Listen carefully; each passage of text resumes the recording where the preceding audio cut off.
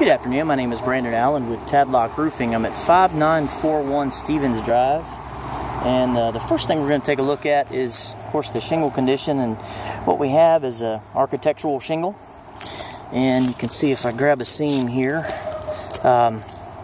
looks like adhesion wise they're starting to kind of come up here a little bit.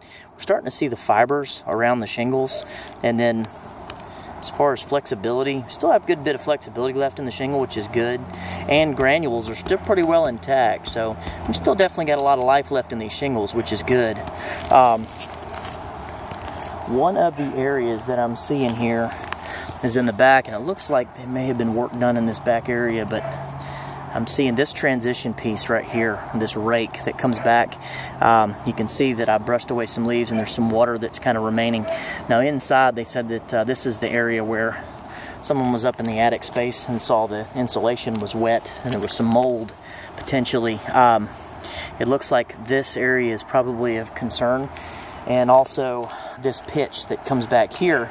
This is right at about a 212 pitch, so it's borderline for shingles.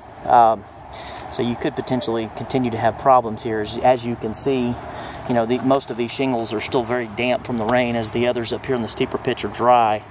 They're holding water.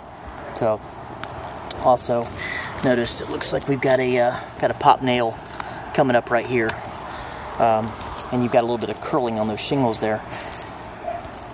Coming up over here on this back side, I did notice that we've got a raised nail here. You can see this shingle's wanting to come up. That would definitely need to be fixed.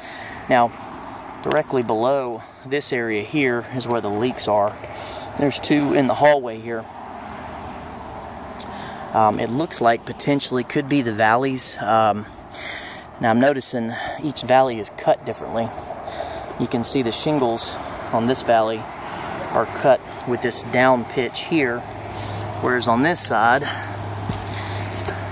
they're actually cut open, which does pose a problem because when water wants to go down this bigger slope here, it will tend to want to back up under these shingles in this valley.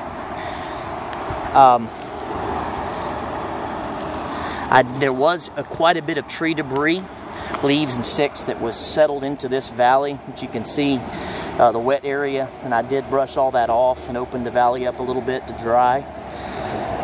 That could be part of the problem as well, because it's holding water, locking water into the valley. So if there is anything going on in the valley, it's going to make it worse because it's going to hold water and allow it and prevent it from draining off normally.